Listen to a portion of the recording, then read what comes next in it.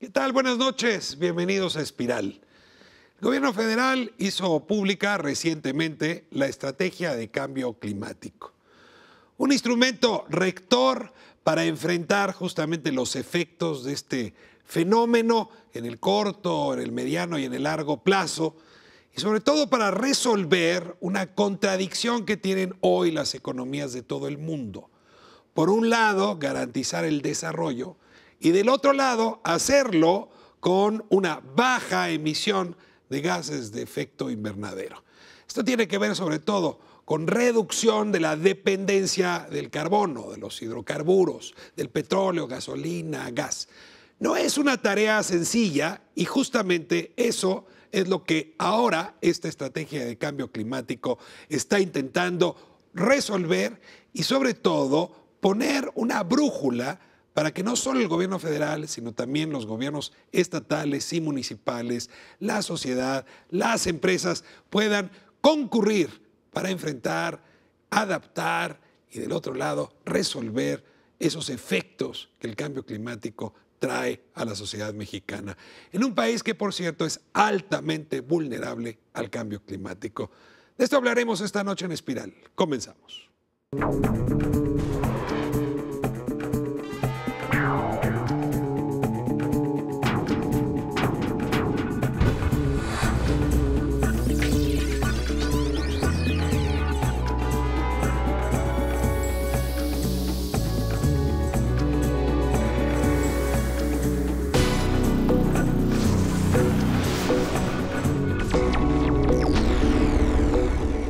Mi nombre es Celia Piguerón y trabajo en proyectos de cambio climático en México, en políticas públicas de sustentabilidad. Hoy ya tenemos algunos patrones en el clima que estamos viendo que están cambiando, que se están modificando con respecto a los periodos anteriores, pero podemos esperar y los pronósticos son que va a haber cambios aún más fuertes en diferentes variables climáticas.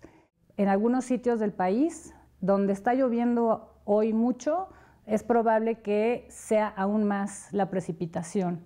Y eso tiene impactos en inundaciones, en desbordamiento de ríos, en deslaves, que afectan la agricultura, la seguridad de las personas, la infraestructura urbana, infraestructura carretera. Los últimos estudios también nos dicen que, si bien siempre ha habido huracanes, lo que está sucediendo ahora y va a suceder más es que van a ser más y más frecuentes y más intensos.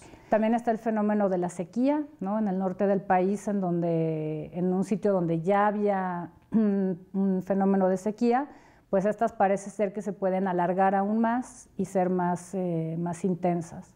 Si el mundo a nivel global, digamos, no hacemos nada y seguimos en la misma patrón de consumo, en los mismos niveles de emisiones de gases de efecto invernadero, podríamos estar perdiendo entre un 10 y un 20% del Producto Interno Bruto mundial. Si hoy empezamos a invertir el 1% de ese Producto Interno Bruto en prevenir y en aumentar la resiliencia, entonces esos costos se disminuirían enormemente, ¿no? Es mucho más barato prevenir y anticipar a que esperarse a adaptarte cuando ya sucedió alguno de estos fenómenos, ¿no?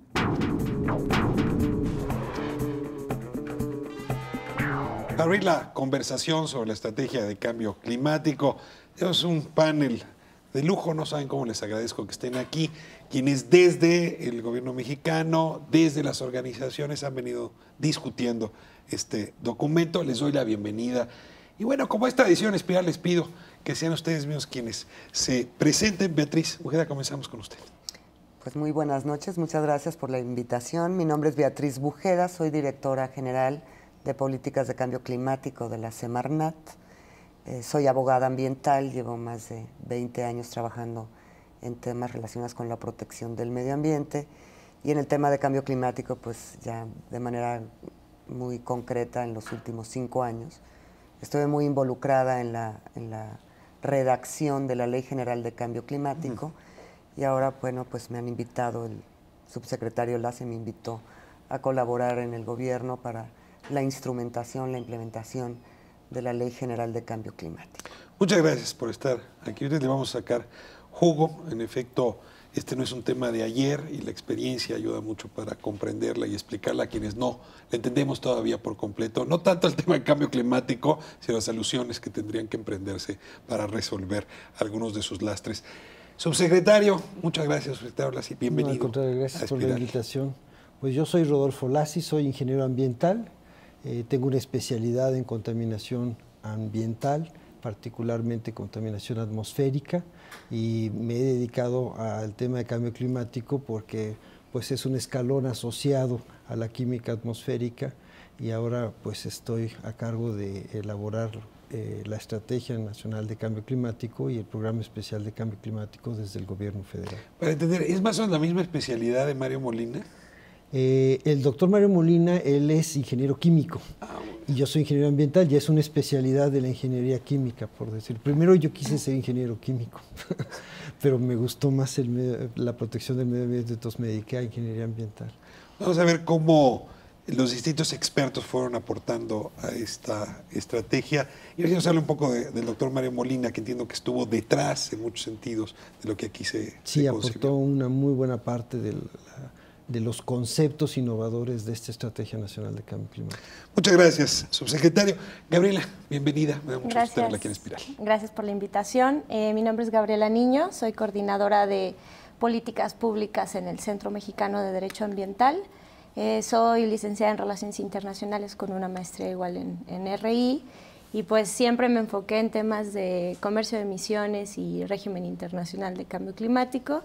Y bueno, pues la aspiración para los temas ambientales es que desde chiquita en casa me enseñaron a que tenía que cuidar, ¿no?, el medio ambiente y tener cuidado con la basura, y odiaba el transporte de la ciudad desde ese entonces, hace ya 33 años. ¿Ya dejaste de odiarlo? No he dejado aún de odiarlo, pero esto me motivó mucho a tener que estar en la parte de sociedad civil trabajando en los temas ambientales y enfoque en cambio climático. Muchas gracias por acompañarnos. Y está con nosotros Beatriz Olivera. No es la otra Beatriz, pero sí. Pero sí, también soy Beatriz. Muy bien. Yo soy Beatriz Olivera, yo coordino la campaña de energía y cambio climático de Greenpeace en México. Llevo casi 10 años trabajando en esta parte del activismo. Yo soy ingeniera industrial, tengo una maestría también en ingeniería y algunos diplomados en política pública y en energías renovables. Hace 5 años que comencé a coordinar la campaña de cambio climático para Greenpeace México, y a mí lo que me encanta de esta organización que ahora estoy representando, pues justo es esta independencia política que tenemos, ¿no? Nosotros en realidad, cada que hablamos lo podemos hacer con absoluta libertad, no tenemos que quedar bien con el gobierno, con Peña Nieto, con nadie, tenemos que quedar bien más que con el planeta. Y bueno, en ese sentido es que a mí me mueve mucho estar aquí. En septiembre del año pasado tuve la oportunidad de viajar al Ártico, conocer de viva voz y ser testigo del derretimiento de los glaciares. La zona es altamente vulnerable y es un ejemplo claro de los efectos y de los impactos del cambio climático. Entonces, en realidad eso es lo que me mueve, y pues por eso es que ahora estamos aquí. Pues bienvenida, nos va a servir mucho para hacer contrapunto, revisar, digamos, por todos lados la estrategia. Y déjenme hacer la pregunta, la primera obligada, periodísticamente hablando. ¿Qué es la estrategia de cambio climático? Y les pediría que para responderla, antes me ayudaran a entender a qué responde, es decir, a qué contexto está tratando de responder, o a qué diagnóstico que ustedes comparten o tienen está tratando de responder esa estrategia. Entonces, antes de decirme de qué está hecha, qué la compone, cuáles son los objetivos, hablen de ese contexto en el cual surge la propia estrategia. La palabra es de quien quiera tomarla. Bueno, tal vez yo pudiera dar una primera introducción general, porque como se conoce ya de una manera global, tenemos un problema de cambio climático en el planeta, y este cambio climático pues es un tema que lo ha abordado las Naciones Unidas. En 1992 hubo una reunión internacional que se llamó la Cumbre de Río, en donde se acordó firmar un acuerdo, una convención marco para atender el tema del cambio climático, y entonces México se suscribió a esa convención marco y adquirió responsabilidades para contribuir a que el problema del cambio climático no se exacerbara, que pudiéramos controlar esta modificación que estamos sufriendo de la temperatura, de la humedad en el planeta. Y entonces el gobierno mexicano pues tiene responsabilidad primero por un acuerdo internacional y después por haber expedido, bueno, el Congreso expidió una Ley General de Cambio Climático que específicamente mandata al gobierno federal a diseñar y consultar con la ciudadanía, con los gobiernos estatales y municipales y con los especialistas, una estrategia nacional que tenga una visión de largo plazo, a 10, 20, 40 años. Entonces, esta estrategia pues es el documento que responde primero a nuestro compromiso como país en el contexto internacional, en la comunidad de naciones pues, que firmaron esta convención marco, y a una ley, ¿no?, que nos obliga a tenerla antes del 10 de octubre, que ya lo hemos cumplido con bastante antelación. Ya está lista y publicada en el Diario Oficial de la Federación desde el 3 de junio. Sí. A ver, subsecretario, déjeme nada más dar un paso hacia atrás. Es decir, en los años 90 había una discusión de si en realidad estaba habiendo cambio climático o no. Era muy divertido incluso ver quién lo dudaba y cómo lo dudaba, pero decían que eso era un invento de algunos. Hoy ya no, nadie puede decir que es un invento. Y sí me gustaría que vayan a medir la dimensión. Ahí, por ejemplo, hablan que con esta variación de grados podemos empezar a enfrentar pues, a problemas, déjenme utilizarlo con esta metáfora que ustedes ponen, de un niño permanente. Entonces, sí, ayúdenme a entender, a poner solamente en contexto la gravedad frente a la cual se construye esta estrategia, por lo pronto en México. Bueno, pues desde finales del siglo XIX, Arrhenius, que fue el primer científico que empezó a decir que existía un problema generado por las actividades de los hombres. Entonces, es como el primer indicio científico que dice que el aumento de las emisiones de gases de efecto invernadero genera un aumento en la temperatura del planeta. Obviamente, Rodolfo Lassis es el experto, es el científico aquí, pero conforme pasamos los siglos, hubo otros científicos que fueron confirmando, ¿no?, hasta la década de los 70s y después en los 90s, que se crean estos instrumentos o estos organismos internacionales, que es el Panel Intergubernamental de Cambio Climático, que es un conjunto de científicos de todo el mundo que se sientan a ver cuáles son los comportamientos o los diferentes escenarios del comportamiento del clima a nivel mundial.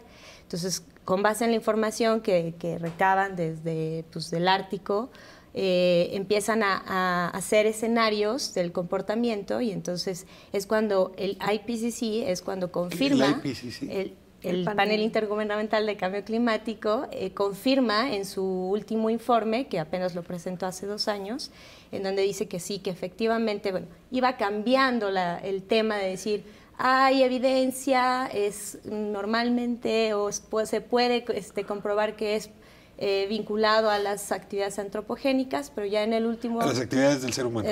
A las actividades del ser humano, y ya en el último informe confirma que sí, que efectivamente el calentamiento global se debe principalmente por... ¿A qué escenarios se está refiriendo? ¿Cuáles son los escenarios? ¿Qué podemos esperar de escenarios de quienes hoy estamos en vida, en unos 15, 20 años?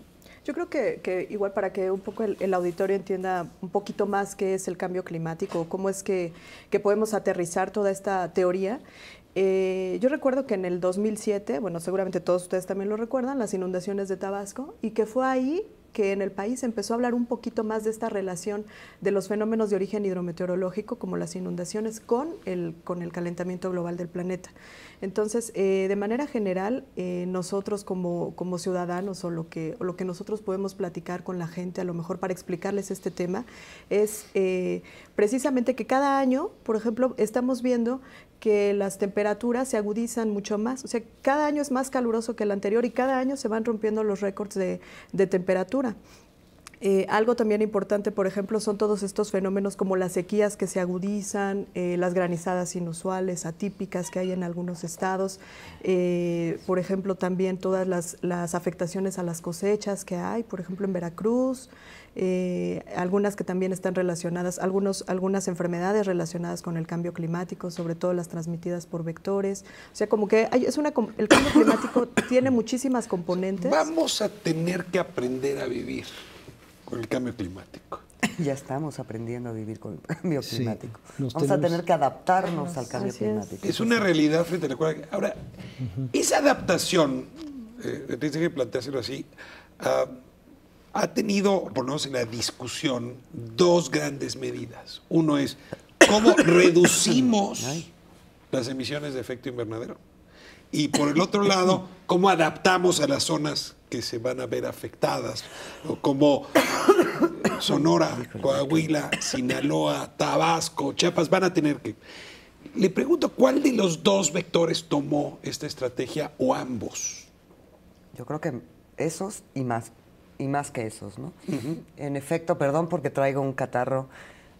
Espero que no sea producto del cambio del clima. Pues sí, fue un poco por el cambio del clima. Vengo de Alemania y había días soleados, lluvia, había de todo. Pero bueno, volviendo al tema y a la pregunta, bueno, son muchos los aspectos ahora en los que nos vamos a tener que adaptar. O sea, el cambio climático, además de ser un problema ambiental, como ya se ha dicho aquí, también es un problema social, es un problema económico, es un problema mucho más.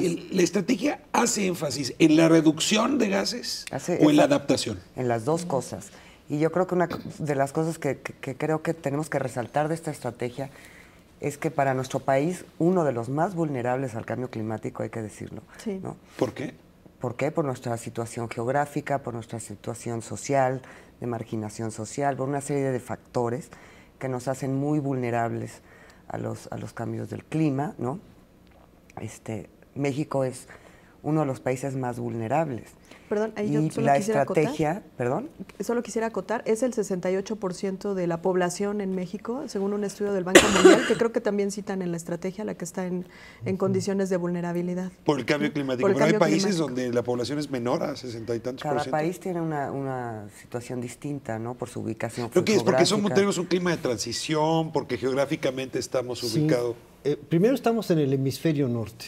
Entonces, en el hemisferio norte hay una mayor acumulación de gas de efecto invernadero y la temperatura se está elevando más, se está acumulando más calor también en los océanos. Entonces, por estar ubicados en el hemisferio norte, somos más vulnerables que los que están ubicados si fuéramos en el hemisferio Nigeria o sur. fuéramos Sudáfrica, ¿sería menos afectación que si somos México o Posiblemente Estados Unidos? sí. Pero segundo, nosotros tenemos, estamos rodeados por mares, ¿no? O sea, no todos los países tienen esta condición particular de México, en donde tenemos al Océano Pacífico de un lado, al Golfo de México, que es un mar esencialmente caliente, es una zona marítima de acumulación de calor, y el Océano Atlántico, bueno, que lo tenemos como el Caribe. Después, o sea, entonces estamos expuestos a fenómenos meteorológicos extremos propios de los océanos. Después estamos en una zona de transición ecológica, de la zona neártica, la zona neotropical. Neártica es o sea, si cerca del nosotros Ártico. vemos, sí, exactamente. Si nosotros vemos el planeta desde un satélite, siempre vemos una parte amarilla y una parte verde, vamos a decirlo así, ¿no? La parte amarilla son los desiertos, ahí tenemos una vegetación, tenemos ecosistemas propios de zonas áridas, semiáridas, templadas, ¿no? Y después tenemos las zonas tropicales que tienen ecosistemas muy diversos, o sea, ecosistemas en donde tenemos una gran biodiversidad, y los ecotonos, o sea, las transiciones de unos ecosistemas a otro en el territorio, que se suceden por esa graduación, vamos a decir, de latitudes, pero también por las altitudes, hacen que nuestros ecosistemas sean vulnerables. O sea, justo donde cambia la vegetación, cualquier diferencia de temperatura o precipitación te afecta mucho. Y ¿no? por lo que están diciendo, también nuestra circunstancia social, es decir, supongo que la pobreza en la que vive buena parte de nuestra población también se puede ver como un argumento de vulnerabilidad. Déjenme irme a corte y me explican cómo este asunto de la vulnerabilidad social se suma a las debilidades que tiene que enfrentar nuestro país frente al cambio climático. Voy a corte y regresamos. Quédese con nosotros. Quiero hacer notar que la estrategia nacional nos da una visión a 10, 20 y 40 años. Es hacia dónde queremos llegar en materia de reducción de emisiones y en políticas de mitigación. Y lo que viene a continuación, que deberá ser publicada en los próximos meses, es el programa especial de cambio climático, que estos son ya las metas específicas que se deberán alcanzar durante la administración del presidente Peña Nieto. Es una estrategia nacional porque esto no solamente involucra al gobierno federal, también tiene que ver con los gobiernos estatales, con los gobiernos municipales y desde luego a todos los sectores de la sociedad, desde luego el sector económico, el sector social, y todos tenemos algo que ver y tenemos que participar en esta Estrategia Nacional de Cambio Climático.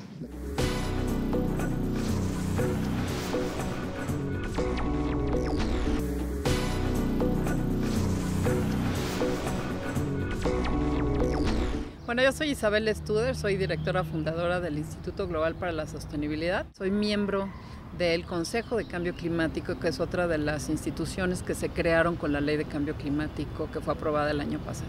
Lo que busca esta ley es establecer una visión de cómo se podría transformar el desarrollo del país desde una perspectiva económica, política, social, institucional, para hacer una transición necesaria hacia una economía de bajo carbono.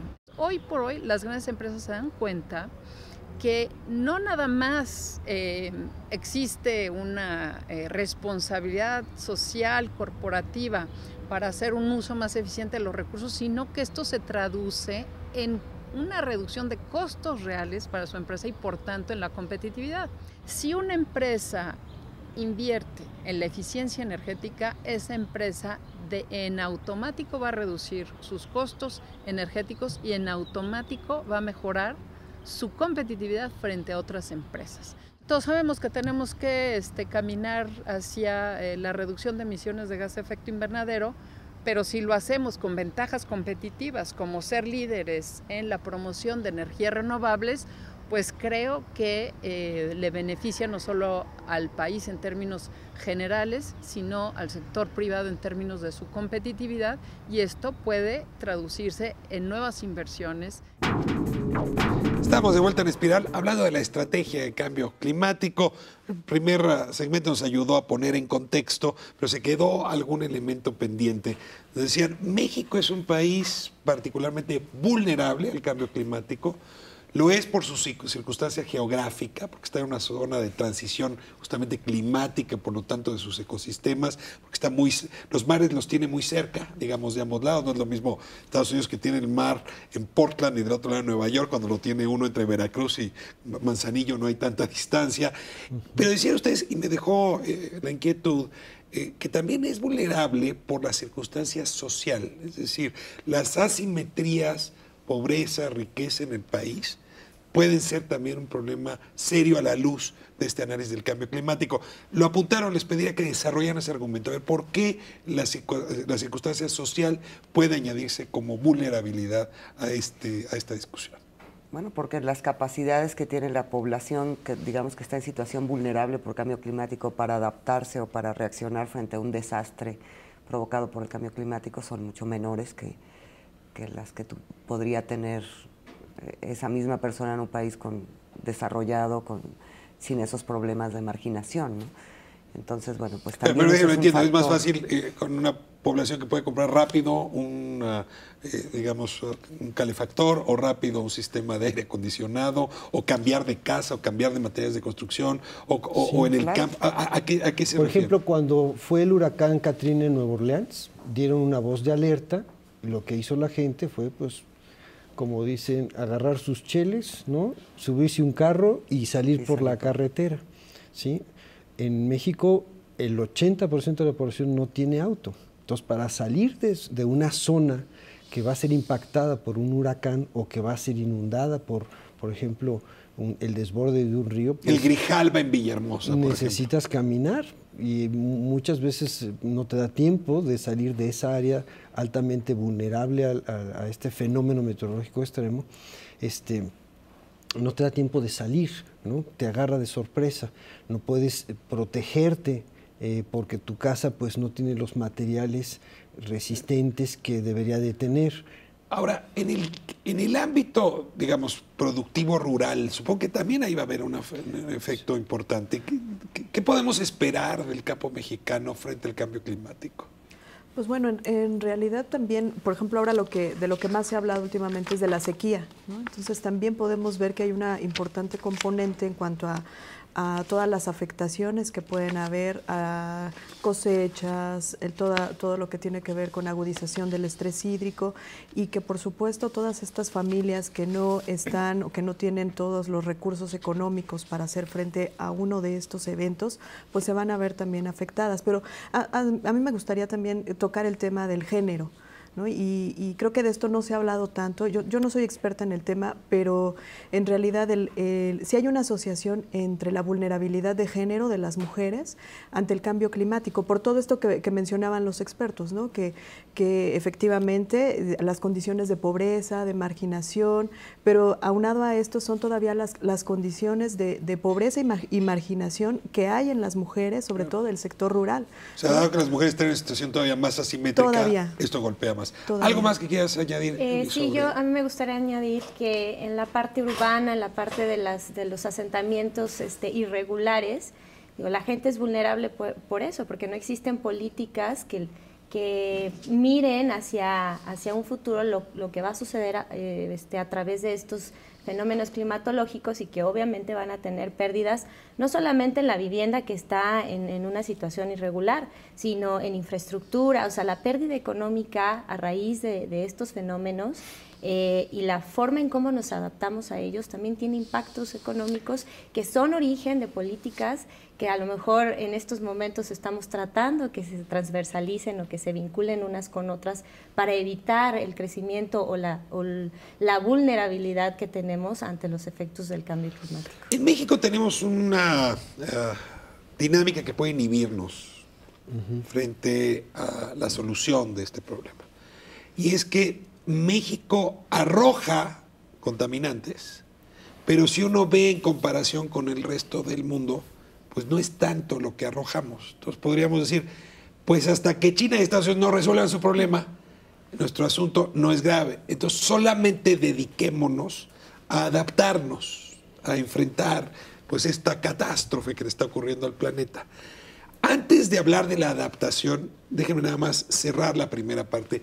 ¿Qué en la estrategia de cambio climático implica o impacta a nuestro país para reducir los gases de efecto invernadero que, como sea, estamos contribuyendo en el mundo? Bueno, en la Estrategia Nacional de Cambio Climático tenemos 3 ejes de trabajo en adaptación y 5 en mitigación, que son básicamente reducir nuestras emisiones de gases de efecto invernadero y lo que llamamos contaminantes climáticos de vida corta. Contaminantes climáticos de vida corta. Perdón. Después lo podemos platicar más a detalle, pero digamos que son los gases que acumulan calor, los gases y partículas que acumulan calor, algunos que pueden tener una vida media en la atmósfera de en promedio 100 años o mucho más, u otros que nada más duran horas, semanas o un mes, ¿no? Como por ejemplo las partículas de aerosol, los gases de aerosol. No, esos pueden durar 100 años. Más de 100 años. Esos no son los de vida corta. Esos no son de vida corta. No todos. Deme un ejemplo de vida corta. Las partículas negras de hollín. De hollín. Cuando se quema la basura en el campo. Exactamente, cuando se quema diésel en vehículos, por ejemplo. Vamos a apostar fuerte pesados. A esos de vida corta. Estos de vida corta, digamos, acumulan calor en tiempos muy cortos, ¿sí?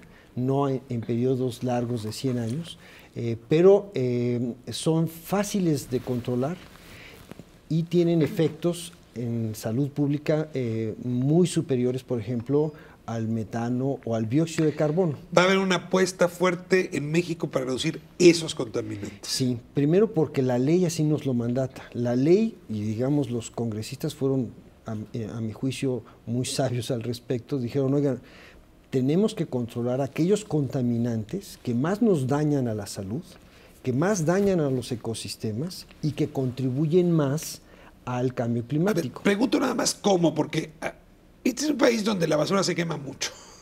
donde los bosques en épocas de sequía se incendian fuerte. Así es, sí. Y no hay manera de contener eso, y por eso está muy ligado a la quema de basura. Y es un país muy intensivo en el uso de hidrocarburos. Y bueno, da la impresión de que vamos a ser todavía más intensivos. ¿Cómo propone la estrategia enfrentar esta circunstancia y si está a la altura la estrategia de tal circunstancia?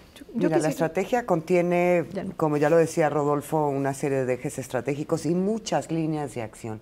Y yo ahí sí quisiera pues, hablar un poco de en qué significa esta estrategia. O sea, este es un instrumento rector de política pública y lo que pretende es orientar la política pública del país en los próximos 10, 20 y 40 años. Y eso yo creo que es importante que lo conozca el público, ¿no?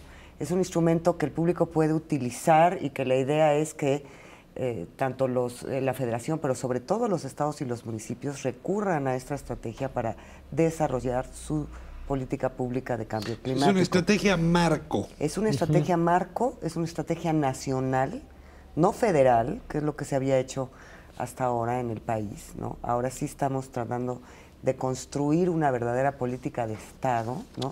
Que involucre a la Federación, a los estados y los municipios. Muchos de los temas relacionados con mitigación, como es el transporte, que en México es un tema muy importante para cuestiones de cambio climático, o residuos, son temas de competencia estatal y municipal. Si no logramos una buena coordinación entre los 3 órdenes de gobierno y la participación de estados y municipios en este tema, muy difícilmente vamos a tener buenos resultados, ¿no? Como decía Rodolfo, además, tenemos una ley, y también es importante que el público sepa que somos el segundo país después del Reino Unido en tener una ley de cambio climático. Y tenemos una ley de cambio climático que tiene la finalidad de buscar que las acciones que hagamos para esto sí reduzcan gases de efecto invernadero, porque son nuestros compromisos a nivel internacional y tenemos que tener una responsabilidad internacional en el tema, pero que también busquen generar cobeneficios de tipo social y de tipo económico.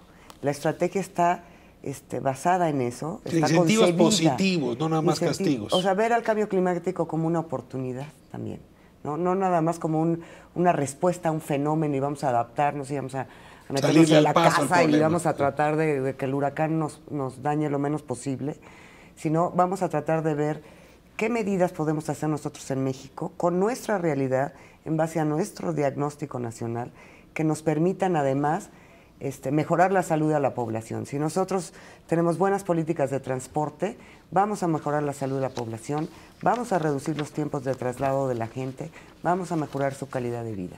Si hacemos lo mismo con residuos, que residuos es un tema que en México es verdaderamente grave, ustedes los que están aquí lo conocen muy bien, ¿no? Si bien no es el gran emisor en el país, o sea, no es el que más contribuye de los sectores, la basura, ¿no? Estamos muy por encima de la media mundial en ese tema, ¿no? Y es un tema que tiene repercusiones de salud pública muy severas, ¿no? Entonces, en ese sentido, la estrategia nos está marcando, y lo que busca la estrategia es eso, marcarnos una ruta y por dónde ir y con qué medidas ir. Ahora, ¿sí o no? ¿Esta estrategia tiene objetivos? Sí, claro que tiene objetivos. Me voy a corte y regresamos para que me cuenten cuáles son esos objetivos de mitigación antes de pasar a los de adaptación. Quédense con nosotros, seguimos en Espiral. Una de las preguntas que todos se hacen es por qué México, siendo un país, el 12º país en el mundo en materia de emisiones y solo representando el 1.4% de las emisiones globales, tenemos que hacer algo al respecto. Bueno, por 2 motivos. El primero es porque todos tenemos que contribuir, poner nuestro granito de arena para tratar de resolver esta situación de acuerdo a nuestras capacidades. Pero el otro que es más importante, y eso ya lo explicará con mayor detalle después el subsecretario, es porque está en nuestro mejor interés económico. Hay muchas acciones que podemos llevar a cabo en materia de reducción de emisiones y también de adaptación al cambio climático que se traducen en beneficios económicos para el país.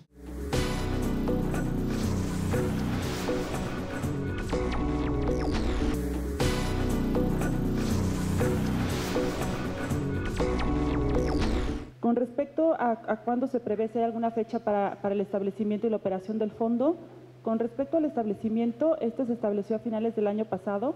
a través de la suscripción de un acuerdo entre la Secretaría de Hacienda y Nacional Financiera. La puesta en operación, esperamos que este año podamos tener un fondo operando. Lo que tiene que ver con la articulación del fondo con otras iniciativas, otros mecanismos financieros existentes en México para canalizar recursos en temas que tienen que ver con cambio climático, como la parte de energía, energías renovables, incluso hay otros, ¿no? Los fondos de la Secretaría de Gobernación, el FONDEN, lo que tiene que ver con desastres. Sí se prevé que haya una articulación y coordinación con estos otros fondos. En principio, el comité técnico, que es el encargado, es como el órgano de gobierno del fondo, está conformado por 8 secretarías de Estado. Estas secretarías son las que tienen principalmente tanto fondos como actividades relacionadas con el tema de financiamiento para cambio climático. Se pretende que precisamente a través de la participación en este comité, que es el que va a tomar las decisiones con respecto al fondo, se pueda buscar esta articulación. No hay una intención de que el fondo sea el único vehículo para la provisión del financiamiento climático en México. Nos parece que eso no sería posible ni a nivel político, como se señala, pero tampoco a nivel práctico, a nivel operativo.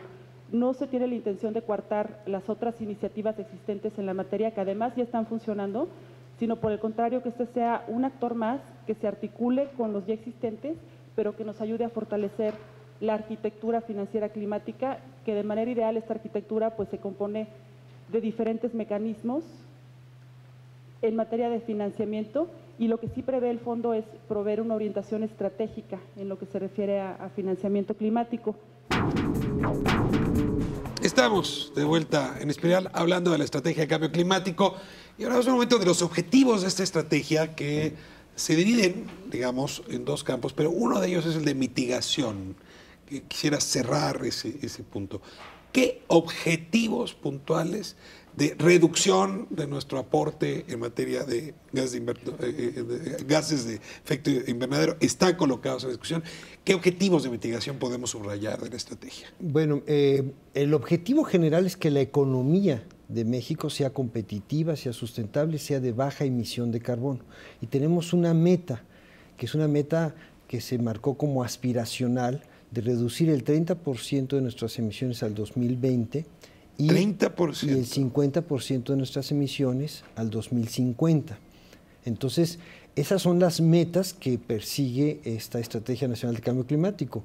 Después de la estrategia tenemos que desarrollar un programa especial que digamos es el plan de acción para poder lograr esas metas puntualmente en cada uno de los sectores que son emisores. A ver, déjenme nada más quedarme en este nivel general.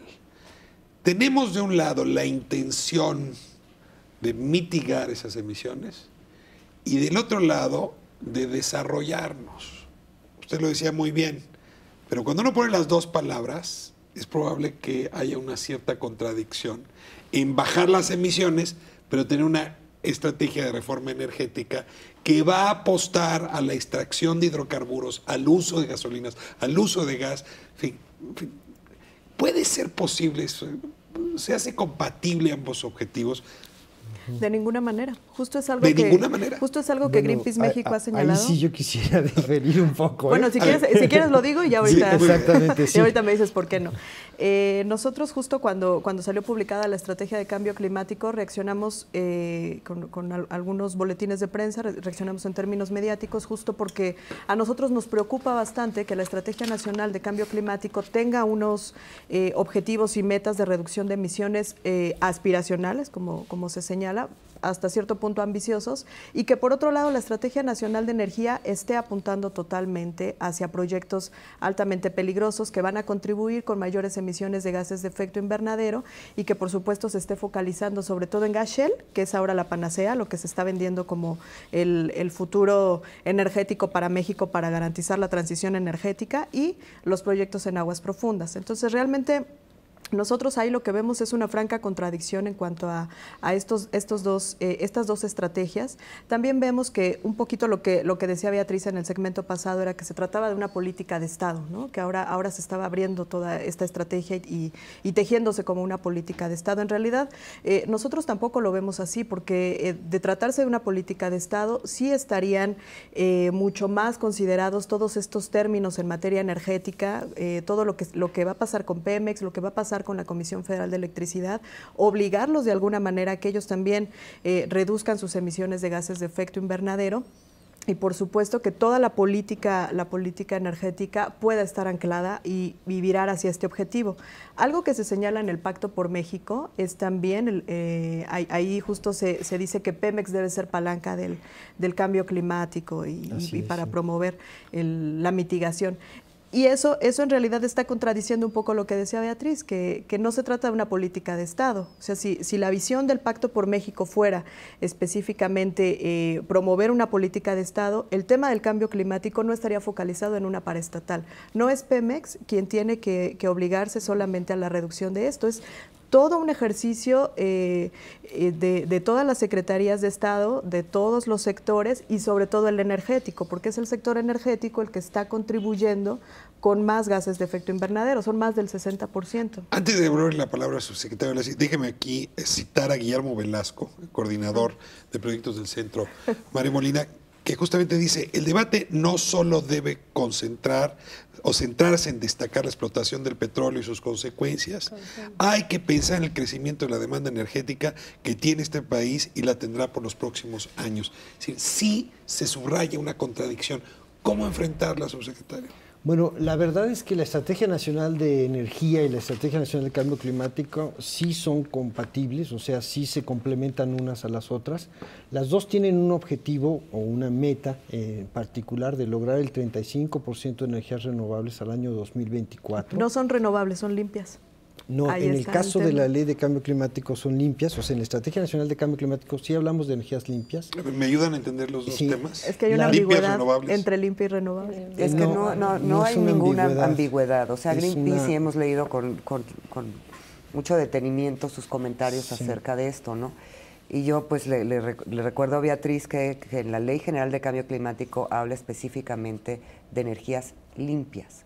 La Ley de Aprovechamiento de las Energías Renovables y la Transición Energética habla de energías renovables. Así es. Entonces tenemos dos leyes, en una se habla de energías limpias y en otra se habla de energías renovables. Eso no quiere decir que sea una ambigüedad.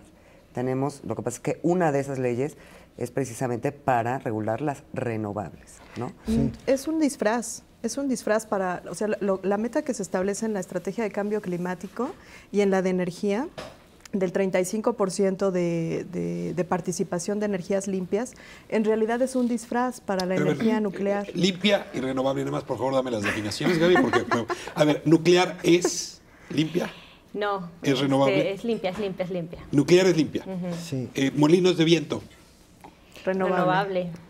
Y también es limpia, ¿no? Es limpia también. Todas las renovables son limpias. Por ejemplo, todas las renovables son una limpias. carboeléctrica con filtros de partículas, de nitrificadores, de sulfuradores y captura de dióxido de carbono es una energía limpia. Muy bien. No me quiero meter en la especialidad del debate. Entiendo que hay una serie de metas que nos llevarían a tener una composición de energías limpias y renovables superior a la que tenemos, a la composición que tenemos hoy, que son energías que están contaminando. Yo solamente quiero aclarar que no hay ambigüedad y tampoco es un ocultamiento. Con mucha claridad en la estrategia se dice, si es una opción y se desarrolla la energía nuclear limpia, o sea, resolviendo estos tres problemas que tiene la energía nuclear, que es la proliferación, o sea, el uso para armas, el manejo de los residuos y la inseguridad, esa energía es una opción. Acabo de entender el dilema. Entonces el tema es cuánto le meten de nuclear. El tema es cuánto le meten de nuclear y lo poquito que tienen las renovables. Eso se define, de acuerdo a la ley, cada 6 años en el Programa Especial de Cambio Climático. Este no es un programa sobre energético, pero lo que sí me importa mucho lo que está diciendo es, sí se habla en la Secretaría de Energía de la Semarnat, es decir, sí hay un acuerdo en el gobierno federal o... No, muchísimo. Yo, de hecho, te diría una cosa... Y no se han reunido con ellos en la Estrategia de Cambio Climático, estuvieron. No solamente nos reunimos, esta estrategia no es de una sola secretaría, es una estrategia de 13 secretarías de Estado que conforman la Comisión Intersecretarial de Cambio Climático. Y se construyó con las aportaciones de esas 13 secretarías, más las aportaciones del Consejo de Cambio Climático, más las aportaciones de la sociedad. O O sea, es un documento que se construyó con muchos actores. Con muchos pero actores, pero Pemex dentro... en esto, porque sí es cierto que lo que estaba comentando Beatriz es muy delicado. Siempre vemos a Pemex como palanca de todo y en realidad el Pemex debería subordinarse a todo lo que ustedes están planteando. Pero en la Estrategia Nacional de Cambio Climático no está escrito así. A lo que se refiere Beatriz es el Pacto por México. Es el Pacto por México. El compromiso 50 porque se le quiere dar un rol a Pemex, que sí lo tiene, porque es nuestra empresa que nos abastece de energía primaria. O sea, no estamos hablando de CFE, ¿no? O sea, CFE es abastecido por Pemex. Nuestros autos son abastecidos por Pemex. A lo mejor cometo una indiscreción, pero recientemente Pemex está por aprobar su plan de acción climática y ya incorporó todos estos conceptos y está hablando de bajar la intensidad de carbono de los combustibles que abastece al país.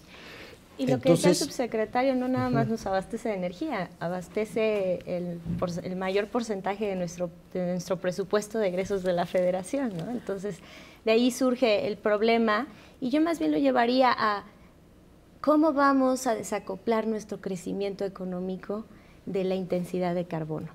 Necesariamente no sé si sean renovables, sin que sea intensivo en carbono ese crecimiento. Tenemos que ser eficientes en nuestra forma de crecer. Y de ahí hay muchos modelos económicos, ahora la economía verde que da una serie de elementos hacia dónde mirar, hacia dónde ir, hacia dónde dirigir esas políticas y esas necesidades para poder integrar en el modelo económico el costo de la degradación de nuestro capital Ahora, natural. si entiendo bien, la estrategia habla de los qués.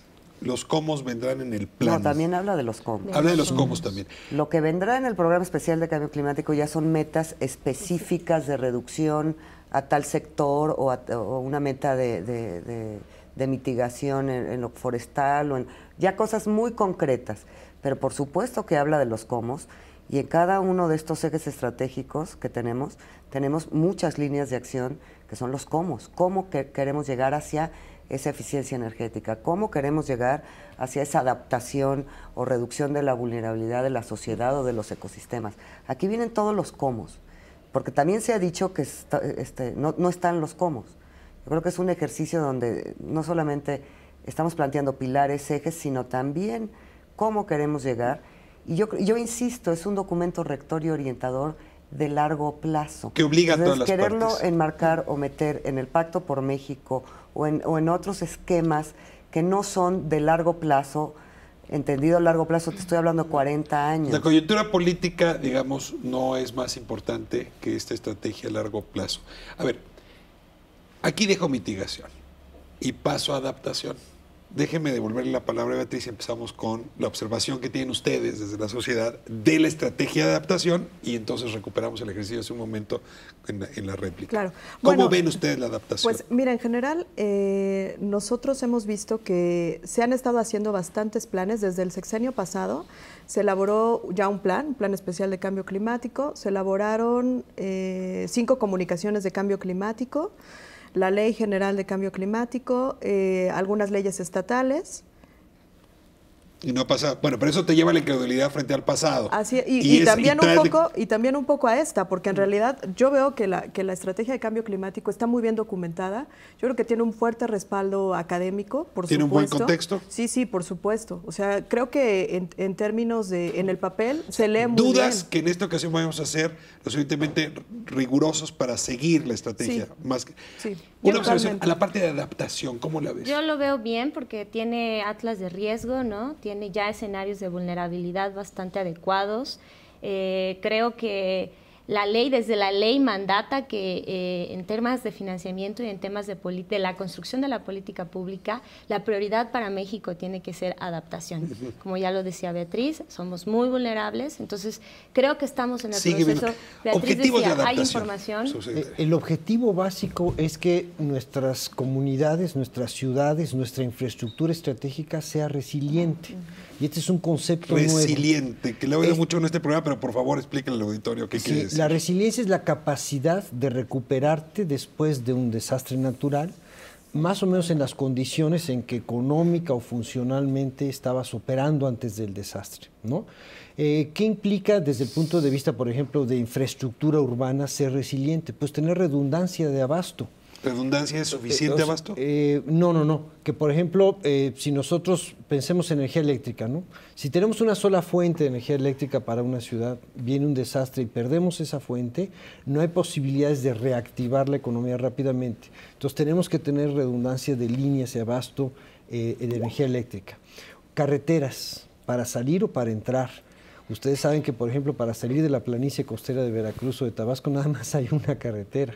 Entonces, en caso de que haya un nuevo desastre, pues la gente está literalmente atrapada, no puede salir por caminos. Entonces, tenemos que tener estructuras viales, primero que soporten los desastres a los cuales nos vamos a tener que enfrentar, y segundo, que sean redundantes para poder salir más rápidamente sin tener tantas dificultades como cuando se bloquea la totalidad de la infraestructura. A ver, entiendo esta serie de medidas, pero ahora regreso a lo que yo te había planteado. ¿Y qué hacer con las poblaciones más pobres? Con las mujeres, con las poblaciones indígenas que están en situación en Chiapas o en Tabasco, viviendo año con año un golpe serio a su calidad de vida, a su dignidad, incluso a su propia vida. Pues ¿Qué hay en esa enfocar las políticas públicas, las acciones, primero que nada y antes que ninguna otra, a esas poblaciones vulnerables, porque además eso es lo que nos mandata la Ley de Cambio Climático. La ley es muy clara y dice, en materia de adaptación, empecemos identificando cuáles son las poblaciones más vulnerables. Eso hicimos con esta estrategia, tenemos identificadas ya cuáles son las poblaciones más vulnerables, tenemos muchas poblaciones, muchos municipios, 25 millones o 27 millones de mexicanos que están en alguna escenario de vulnerabilidad de acuerdo a la estrategia, y tenemos que enfocar nuestras acciones a hacer a esas comunidades más resilientes, como decía el subsecretario. Beatriz, en ese momento, a ver, en el pasado no se ha cumplido. Y una de las razones por las que las políticas públicas no se cumplen es porque no tienen dinero. A eso iba. Pregunto, ¿hay presupuesto para esto? Bueno, tiene que haber presupuesto. Primero, ya hay, digamos, la estrategia. Se identificó en el presupuesto de egresos de la Federación, en lo que se llama el anexo 35, que es el anexo de cambio climático, pues cerca de 35,000 millones de pesos, que se dedican directa e indirectamente precisamente a este tipo de acciones que Pero nos va a haber hacen... un presupuesto plurianual para esto. Todavía no está planteado. No existen esas. Es que es una diferencia, o sea, hay que diferenciar si es gasto programable o gasto de inversión. Entonces, ahí ya surge una nueva figura que es el Fondo para Cambio Climático, que se va a articular con otros fondos sectoriales, como el Fondo para la Transición Energética, que va a empezar a dividir el dinero para esas ¿Cuándo acciones está muy listo claras. el plan? ¿Qué plan? El programa especial. El programa especial de cambio climático lo vamos a tener listo máximo para octubre de este año. Bueno, les invito de una vez en octubre. Perfecto. Ustedes para discutirlo. Pero, me tengo que ir, Beatriz. Perfecto. Sí, ¿me perdonas? El Te tiempo perdono. es una cosa horrible. Solo que el fondo en realidad no existe para cambio climático. Bueno, en octubre me encantaría que optáramos por ahí, porque en efecto programas que no tienen recursos detrás no llegan Y ya muy también lejos. tiene que estar el fondo. El fondo ya está, ya estamos manejando, ya estamos terminando sus reglas de operación. Se constituyó desde febrero.